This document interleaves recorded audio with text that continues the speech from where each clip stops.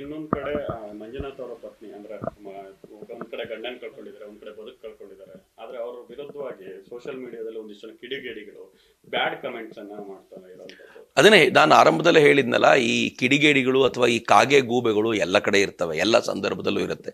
ನಂಗೆ ಕೆಲವು ಬಾರಿ ಅನ್ಸುತ್ತೆ ಇವರುಗಳನ್ನ ಚೂ ಬಿಟ್ಟಿರೋದು ಕರ್ನಾಟಕ ಸರ್ಕಾರವೇ ಇರ್ಬೋದು ಅಂತ.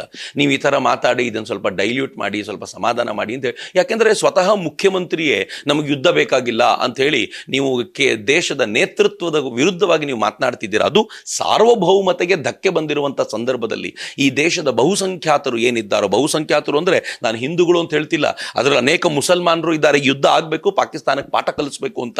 ಆ ಥರ ಈ ದೇಶದಲ್ಲಿ ಒಂದೇ ವಿಚಾರಧಾರೆ ಇಟ್ಕೊಂಡು ಪಾಕಿಸ್ತಾನವನ್ನು ಮಟ್ಟ ಹಾಕಬೇಕು ಅಂತ ಹೇಳುವಂಥ ಬಹುಸಂಖ್ಯಾತರ ವಿರುದ್ಧ ನಿಂತ್ಕೊಂಡು ಈ ದೇಶದ ವಿರುದ್ಧವಾಗಿ ಕೆಲಸ ಮಾಡ್ತಾ ಇರುವಂಥವ್ರು ಇದ್ದಾರಲ್ಲ, ಇವರ ಪಿತೂರಿಯಿಂದ, ಇವರು ಕೊಟ್ಟಂಥ ಹಣದಿಂದ ಮೆರೆದಿರುವಂಥ ಕೆಲವು ಆ ಥರದ ಗೂಂಡಾ ಸ್ವರೂಪದ ಜನ ಸಹಜವಾಗಿ ಆ ಹೆಣ್ಮಗಳ ವಿರುದ್ಧ ಮಾತನಾಡುವಂಥ ಸಾಧ್ಯತೆಗಳನ್ನು ಅಲ್ಲಗಳಲಿಕ್ಕೆ ಸಾಧ್ಯ ಆಗೋದಿಲ್ಲ. ಬಟ್ ಒಂದು ನೆನ್ಪಿಟ್ಕೊಳ್ಳಿ, ಮಂಜುನಾಥ್ ಅವರ ಪತ್ನಿ ಪಲ್ಲವಿ ಯಾವ ಥರದ ಬ್ರೇವ್ ಹೆಣ್ಮಗಳು ಅಂತಂದರೆ, ನನಗೆ ಆಕೆ ನೋಡಿದಾಗ ಎನರ್ಜಿ ಜಾಸ್ತಿ ಆಗಿಬಿಡ್ತು. ಆಕೆ ಹೇಳಿದ್ರು ಸಾವಿನಿಂದ ಹೆದರೋಳಾಗಿದ್ದಿದ್ರೆ ನಾನು ಅಲ್ಲಿಂದ ಓಡೋಗಿ ಮುಚ್ಚಿಟ್ಕೊಳ್ತಿದ್ದೆ, ಆವತ್ತೇ ಹೆದರಲಿಲ್ಲ, ಇನ್ನು ಇವ್ರನ್ನ ಏನು ಕೇರ್ ಮಾಡ್ತೀನಿ ಅಂತ ನೆನ್ಪಿಟ್ಕೊಳ್ಳಿ.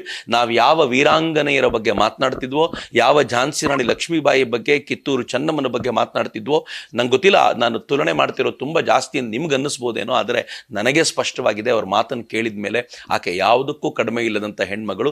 ನಿಮ್ಮಂಥ 1000 ಜನ ಬೊಗಳಿದ್ರು ಕೂಡ ಕೇರ್ ಮಾಡದೇ ಇರುವಂಥ ಸಾಮರ್ಥ್ಯ ಇರುವಂಥ ತಾಯಿ ಅಂತ ನನಗನ್ಸುತ್ತೆ. ನ್ಯೂಸ್ ಫಸ್ಟ್, ನಿರ್ಭೀತಿಯಿಂದ ನಿಮ್ಮ ಪರವಾಗಿ.